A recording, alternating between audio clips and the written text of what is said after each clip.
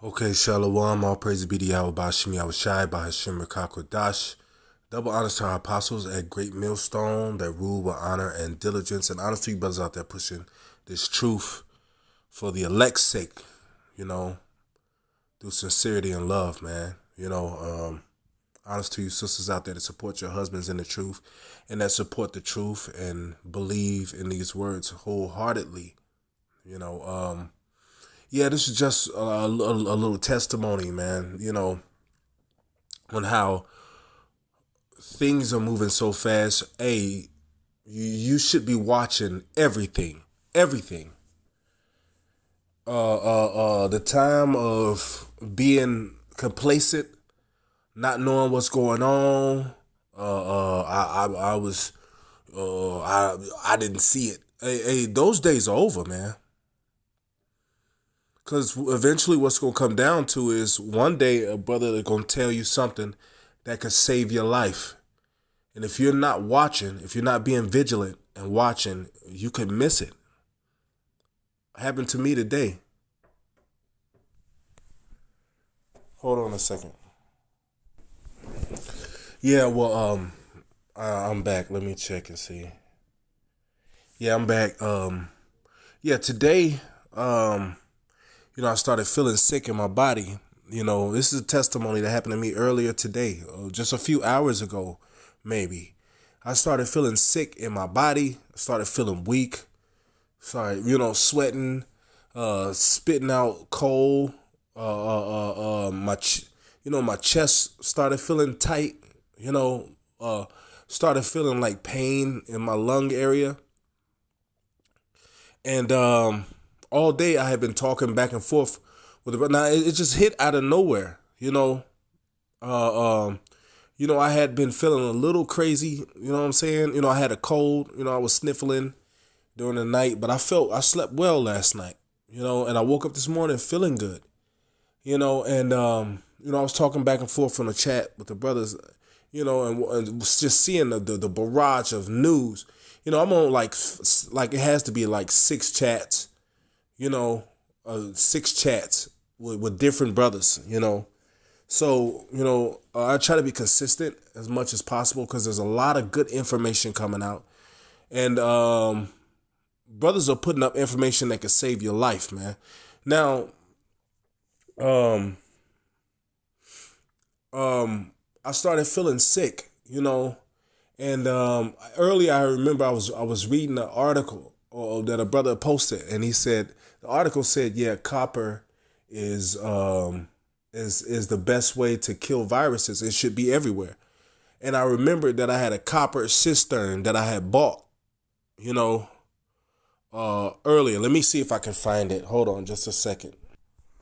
Yeah, so I had bought this copper cistern some months back, and I forgot I put it up somewhere. Forgot I had it, and a brother posted an article and said that copper can kill is most effective at killing any virus, and I looked at that. I said, "Wow!" And I said, "Look, I got that copper cistern." So what I did was, as soon as I saw that, I went and filled that cistern up with water. And the directions on there is you're supposed to wait 4 hours until it's effective, right?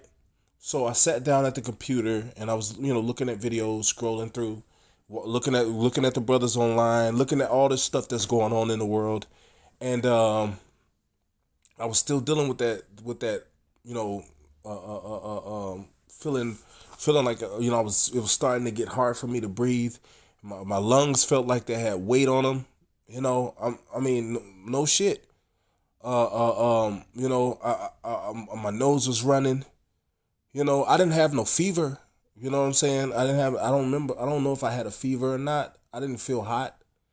But I was spitting out mucus, and I was feeling lethargic.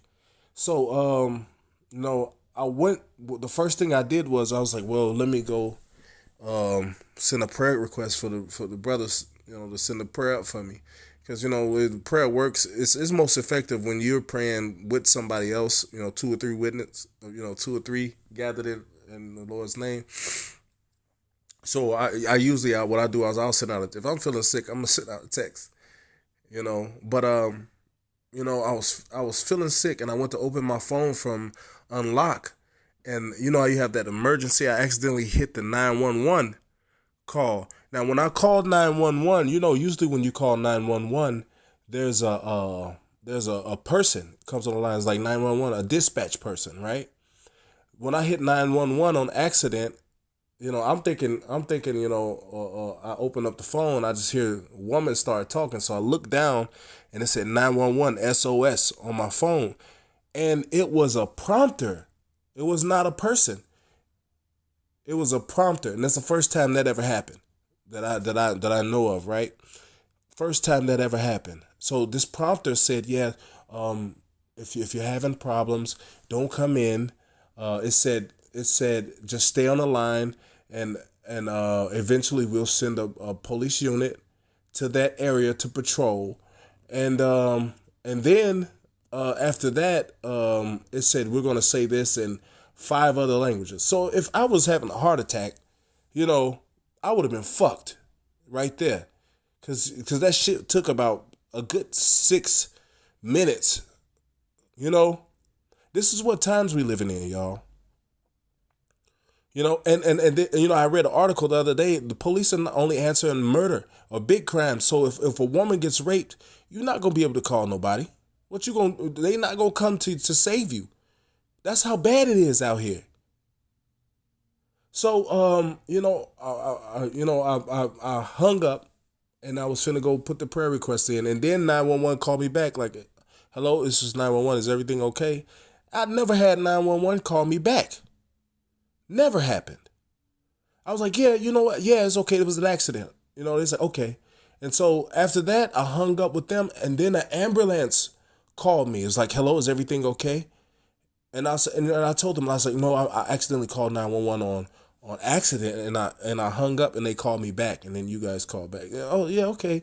So could have been a test, to see if I was gonna make flesh my arm. But I went, I hung up with them. I went and opened the chat up and sent out a prayer request. Now, by this time, I'm going through it. I'm suffering. I'm to the point where I'm leaned back in my chair. My daughter's crying, because she's scared, because everything on the TV, commercials, everything is this fucking disease. So my daughter can't even escape that shit. She goes to sign into YouTube and accidentally hit the wrong button. They talking about this damn disease, But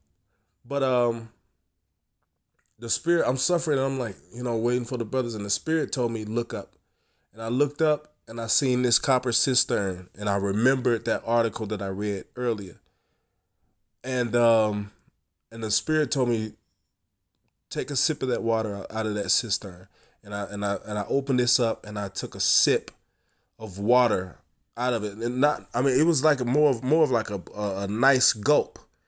And when I did, it felt like something released in my chest and went down into my stomach, and I immediately, the mucus started drying out of my throat. My throat wasn't feeling swollen anymore. Right now, I don't feel nothing, But I'm making this lesson for the point is you got to be on your watch, because if I had just been lacking out here, not paying attention to what's going on, not saying in that situation, I could have fucking died, man. At least I felt like I was about to leave here. It's gonna get deadly serious, man. There is no reason at all that brothers shouldn't be on their watch. No reason, because you could miss something that could save your life, man, and the Lord could kill you for that because you're being complacent. Because you're being complacent, man. So we don't want that to happen. We don't want to get complacent, man. We not home yet. Yeah, these things are coming. But we just scratching the surface of Jacob's trouble. the water Yahweh Bashimi I was shy for deliverance, man. You know, in that instant. But, you know, if I had been lacking, chilling out, you know, looking at twerk videos, you know, all up in some woman face, I could have missed that, man. You know, brother, you know, the water to that brother Yeshaya, you know what I'm saying, out in Florida, that put that article up, you know. But yeah, I'm gonna get to the scriptures, man. You know, hey, we gotta remain on our watch, man. You know, we gotta make sure that we paying attention to everything, man. No lacking, no slacking, no bullshit, man. Be on your guard, man, because you brothers might put in the group, hey, martial law troops going door to door. Brother, they might turn the phone calls off so a brother can't call you and all you can do is text because you got Wi-Fi. You know? Or whatever the case may be. Be on your watch, man. Be on your guard, man. At all times, man. You know? So I'm going to get this first scripture. This is Isaiah 30:21. And thine eyes shall hear... Wait, hold on.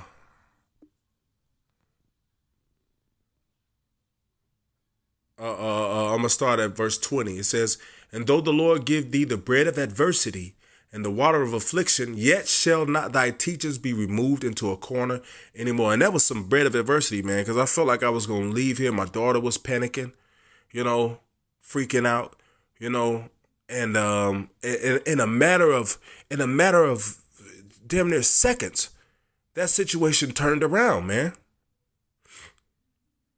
It says, but thine eyes shall see thy teachers, and thine ears shall hear a word behind thee saying, this is the way, walk ye in it. When ye turn to the right hand, or when ye turn to the left. What does that mean? That means you're supposed to be looking.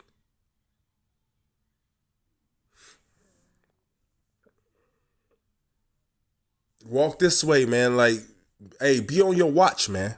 Okay? No complacency. Complacency gets people killed. I've seen it.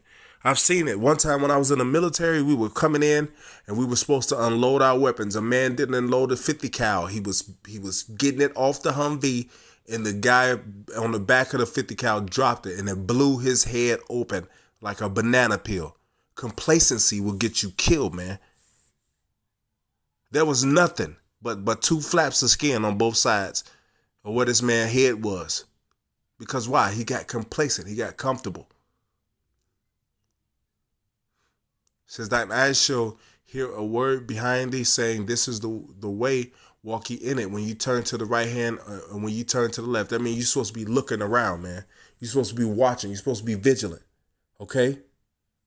You're supposed to be checking shit out. If you hear a funny noise outside and you ain't sleep, man, don't just lay there. Get up and check it out, man. It's that serious. Of a few seconds could save your life, man. You know? Salakia, I got another scripture.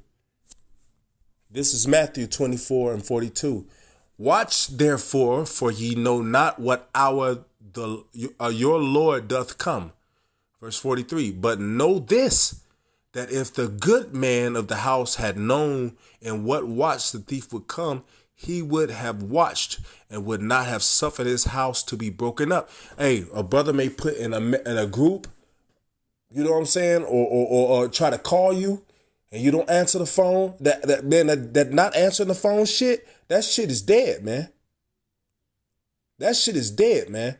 Brother may be riding past your house and look in the rearview mirror, and his troops jumping out the fucking car. Brother try to call you, and you somewhere laid up, not paying the fucking attention. Hey, that could cost you your fucking life, man. You know? Verse 44, therefore be ye also ready, for in such an hour as ye think not the Son of Man cometh. Who then is a faithful and wise servant, whom his Lord hath made rulers over his household, to give them meat in due season? A faithful and a wise servant. Man, when you're faithful to something, you're committed to it, man. You know? Hey, all this lacking bullshit, not hey, what's going on in this? Hey man, get out of that fucking spirit, man.